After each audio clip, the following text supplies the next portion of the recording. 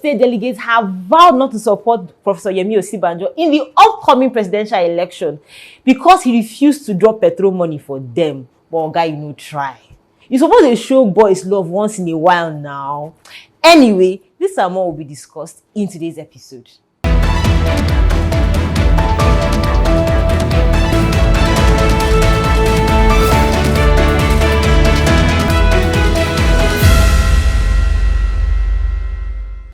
Before we start, I would love you to watch this video.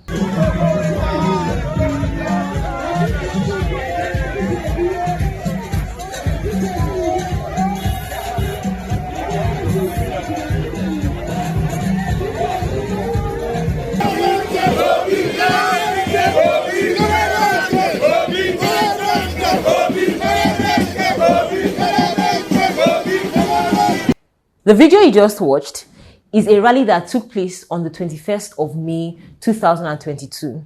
This was a rally that was, planned by the supporters of Peter Obi, a presidential aspirant. On Twitter, it was trended under the hashtag 1 million march for Obi. Now, one thing that really surprised everybody with this is the fact that Nigerians, for the first time in its history, that is since 1960, came together and supported one candidate. Now, why this was so surprising was because the youth participated massively. We are fond of thinking that the youths aren't interested in politics or what happens in the political sphere. So to see them come out in their droves to support a candidate is encouraging because it shows that we have hope in this country. This was a rally that broke the walls of religion, broke the world of ethnicity, broke the socio-economic walls, because it happened across the nation, from Kaduna to Port Harcourt to Lagos. It happened everywhere. It's so encouraging and so nice to see this happen in Nigeria, because there's this notion that Nigerians only come together during football, but this has come to show that it is not true. For the first time, we are having an organic support from the citizens. However, on the 25th of May, Peter Obi resigned from the People's Democratic Party. This came as a shock, and from his resignation letter, this stood out for me. Unfortunately, recent developments within our party make it practically impossible to continue participating and making such constructive contributions. Our national challenges are deep-seated and require that we each make profound sacrifices towards rescuing our country. My commitment to rescue Nigeria remains firm, even if the route differs. From what we've seen, we can assume that despite leaving the People's Democratic Party, Peter Obi is still in the presidential race. In fact, his supporters have come out on Twitter to state that they will support him regardless of the party he contests under. Now, who remembers that our Anambra prophet from last week, Mr. Godfrey Gbujie, the one who claimed that God showed him a vision that Peter Obi will emerge the PDP presidential flag bearer. That one. So he has come out to state his disappointment with Mr. Obi. According to him, he says that the Lord wanted to use PDP to uplift Obi because PDP has different roots in the nation. So it will be easy for God to uplift him. But Peter Obi just left PDP like that without proper consultation with people. Anyway, he said that he wishes him well. He wishes him well. But now, I have my own question. Viewers, let us be honest. Are we really the ones who decide our leaders? Or it's the delegates? Because if you look at this very well, it's the delegates that decide who become the flag bearers for their party. And it is after they decide who become the flag bearers that we go to the poll to choose between greater evil and lesser evil. So, what do you think? Let me know in the comment section. It seems like becoming a delegate is the next big thing, because these people are cashing out massively. Did you see what happened this week? Like, after this week, who no fear delegates, they're supposed to fear them. Anyway, let me give you the gist. So, Namandi, a young man who wanted to become the House of Representatives flag bearer for PDP, gave each delegate that was in that constituency 2 million naira, a total of 76 million naira, to vote for him. I'm sure he was so happy that yes, he has done his due diligence. But his expectations were cut short after the primaries result was released and he only got 2 votes. 2 out of 36. Delegates, why? Delegates, why? Viewers, though, do aspirants vote for themselves? Because if aspirants vote for themselves, it means that Mr. Adam voted for himself and only one person voted for him. Delegates, have conscience. Okay, wait though. In case you don't know who Mr. Adam is, let me introduce him. So Mr. Adam Namandi is the son of former Vice President Namandi Sambo, who was the Vice President under Dr. Goodluck Ebele Jonathan. Now we've done the introduction, so you know who he is. And these delegates had in mind to do him this. Hey! It's not just him they did this to.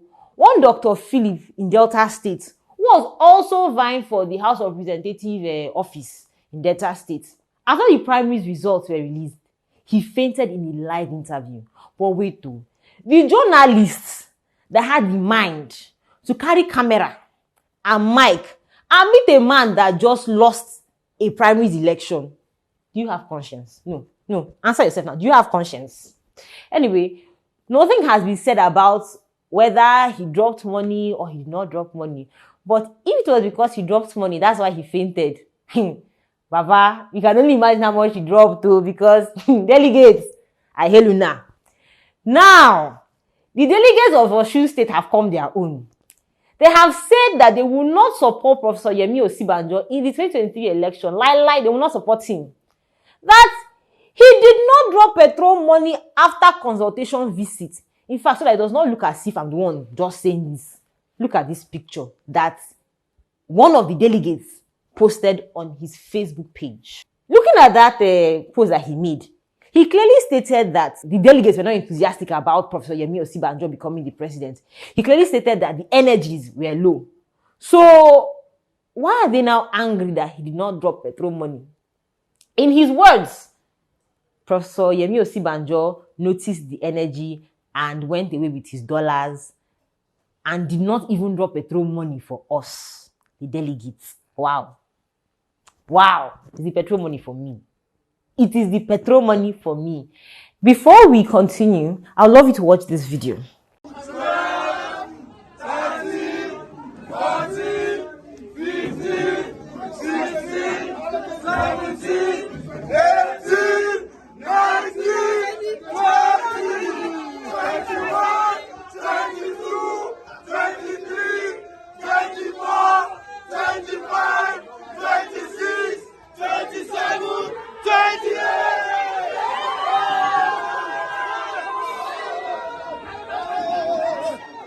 Now, the video you just watched is a video of Banky W's votes getting counted.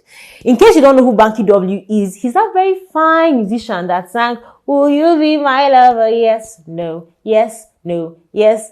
And if you still don't know who he is, he's the husband to the really beautiful Adesua, that lady always howling about. Yeah. So Banky W has come out to say that he wants to go into politics. He decided to run for House of Rep for his constituency, Etosa, under the People's Democratic Party. However, from that video, you can see that he won the primaries, right, with 28 votes, and everybody was happy for him. This video was released on Twitter, and fans were happy. He even trended, Seth. Everybody was like, congratulations, congratulations, congratulations. He was announced winner on Twitter. However, on the 26th of May, PDP released this picture. Now, from the picture you just saw, Banky W is seen to have only 7 votes. Wait, though.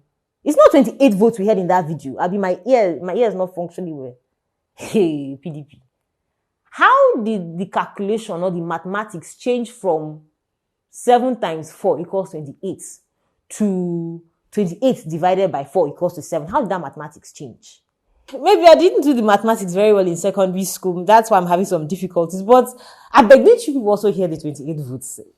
Did you hear it? Tell me in the comment section, because I don't understand how 28 turned to 7 votes. How bad now? How bad?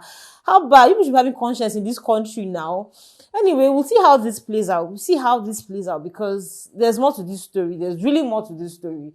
Who Who remembers Rochas Okorocha, the former governor of Imo State, the one that did not play with his happiness to the extent that he had to create a commission for happiness and make his sister the commissioner of that commission? That one. Anyway, that's not the discussion we're having today. On the 24th of May, EFCC raided Senator Rochas Okorocha's house, and yes, he's now a senator. Now, this can be seen in this video.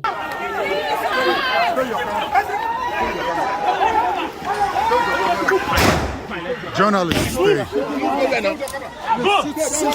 While this was going on outside Senator Rochas Okorocha's house, Senator Rochas Okorocha himself was giving an interview to NT, as can also be seen in this video. The situation I find myself, I'm under what I call a hostage, and since morning I've not been able to go out, and there are policemen and EFCC all over my compound, and my gate is blocked with their car, and all I'm asking for now is that could they please allow me to go for my screening. I have screening going on right now with all the presidential aspirants. My election comes up on Sunday, and if I'm not allowed to go for this screening, I might miss it. I'm not an unknown person. I have address. People know me in Nigeria. All it takes for EFCC is to send me an invitation, and I'll gladly oblige. But as I speak to you now, I've requested for any arrest warrant, any order of court. None seem to be available. Any invitation, none. I've not been invited, and I refuse to go. But my lawyer has addressed them, and they're saying that the director they had instruction from above to come and get me. So I don't know whether this is an arrest or an invitation. But if it's an invitation, it's simply a letter or a word or phone call, and I'll be there. This barrage of policemen and creating some kind of trauma to members of my family is not the best way to go. I want to kindly appeal to the EFCC to allow me to go for my screening, and whatever the above means, to please allow me to go for my screening and do my election. EFCC had also said that they're taking me to court, but they took me to court. I'm still waiting for to be served. I've not been served. And I have a series of court orders and judgments right even before I left office because of this emphasized what is happening now. So, quite frankly, the situation here is quite ugly, and it doesn't give the best of image to everyone concerned. I think I should be allowed to go for my screening, and if I go for my screening, that will be good.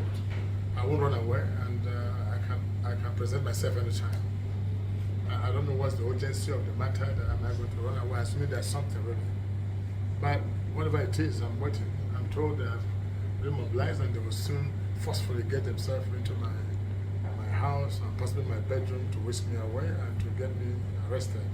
That also, I'm waiting to see what they do with that.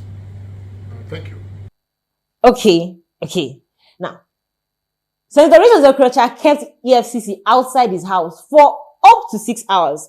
You know our normal slangs now. EFCC decided that if Muhammad will not go to the mountain will come to Muhammad. So they reinforced and decided to force their way into Rocha's house, as can be seen in this video. You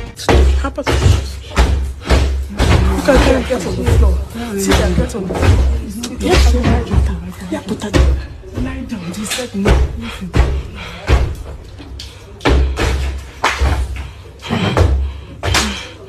This is how EFCC is coming in to pick somebody who has not done anything.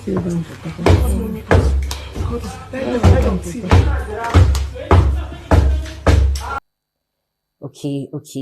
As all this was happening, Rochas Okorocha proved that he is indeed a Nigerian and decided to pray to the Lord.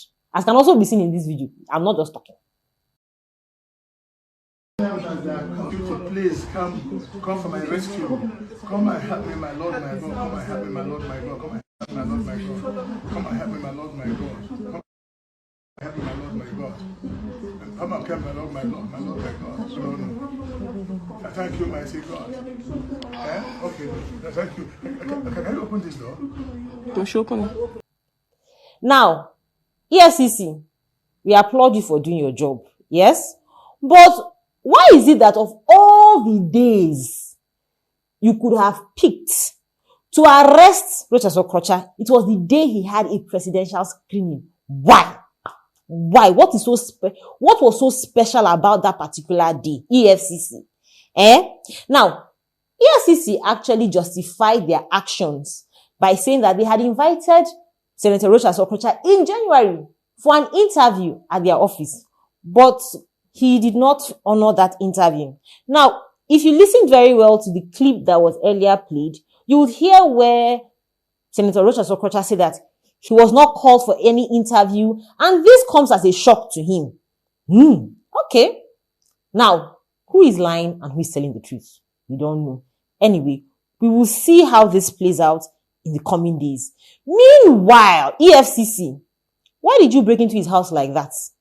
Like, forgive me, but isn't that a crime? Isn't that what armed robbers do? I know he refused to come out, but destroying his house, is that the way to go? Okay, let's see the damage that was done to the senator's house.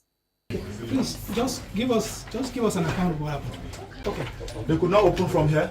They had to go in through the ceiling this way. Yes. Then they broke it to come into the room from here and began to vandalize from inside. Yes. Well, I don't want to take sides, but viewers, what do you think about the actions of the EFCC? Do you think that's the way to go? And if this can happen to a lawmaker, a senator, how much so normal citizens? Still on EFCC matter, on the beautiful afternoon of the 25th of May, a news broke out on Twitter. The Accountant General of Rivers State was accused of stealing 345 billion naira from the states. Wow.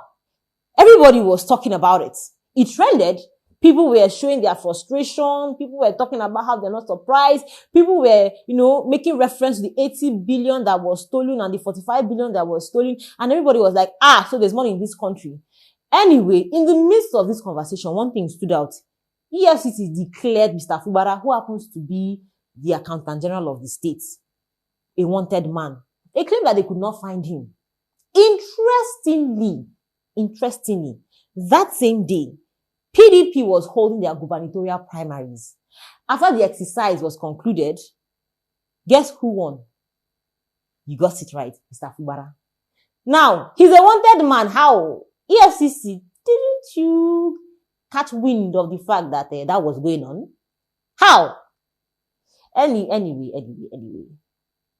We will see how this plays out, because how is it possible that a gubernatorial primary is going on and a wanted man is on scene, and EFCC claims they do not know where he is?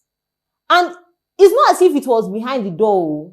People knew that he was there. So how come EFCC did not know? EFCC, is your energy drink, is it not doing the work again? You need to recharge, yo. Okay, we'll see how this plays out. Is there anything we will not hear in this country?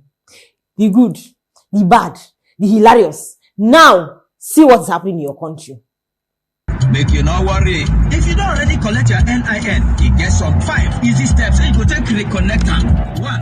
Dial *785#. 2. Text your national identification number. That video you watched, don't worry, your eye is not paining you. Your eye is not paining. In a plane, you see, yes. A plane is being seen on a busy Lagos road. Now, when this video was released to the internet, we were hearing that the plane had crash landed, but nobody died. No casualties, thank God. It's not as if I'm saying that anything should happen, but is that how planes just crash land peacefully?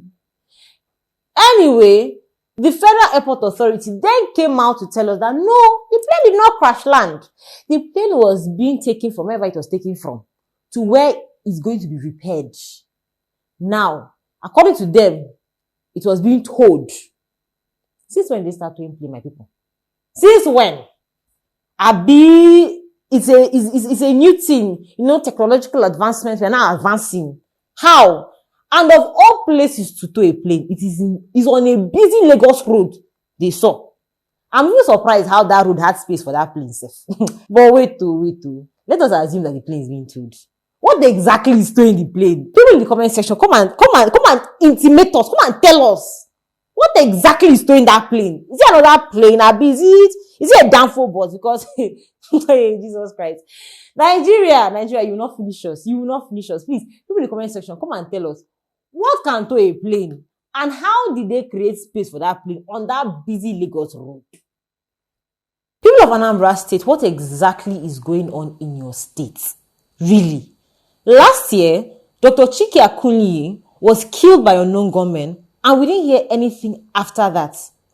Now, on the 15th of May, a lawmaker by the name of Dr. Okechukwu Okoye was kidnapped by unknown gunmen. Governor Soludo came out to confirm this. And things were being put in place to see how Dr. Okechukwu can regain his freedom. Only for the 21st of May to come upon us, and his head was seen at Chisco Park in Amiji community on a carton with a note. Wow! I thought this is what we see in Game of Thrones. How come we are seeing it in Nigeria? I know I joked about how everything happens in Nigeria, but how now? We are still trying to get over this gruesome killing, and Governor Soludo even placed a bounty on the heads of these unknown gunmen when videos of people being killed in Anambra State surfaced on the internet, one of which was a pregnant northern woman who was killed alongside her 4 children. Isn't that the height of wickedness? That a person can kill their fellow human being in cold blood and just walk away scot-free. It's annoying. It's really annoying. Now, the husband of this woman who was killed has come out to say that the governor of the state gave him 500,000 and he has decided to go back to his hometown to see how he can start his life all over again. This is sad. It's extremely sad. Why is this happening in Nigeria? Now, Governor Soludo has come out to claim that the people that are constituting this nuisance in Anambra State are Easterners from other states. My question is, how do you know? And if this is indeed the fact, why have they decided to turn Anambra State into a slaughterhouse? So much has happened in this country over the week. And at Inforistic, what we do is give you the latest news as it is. For now, it's goodbye from us to you. See you in the next episode. If you found what you just watched interesting, don't forget to like, comment, share, and subscribe. And hey, hit the notification bell so that you'll be alerted immediately we drop our next video.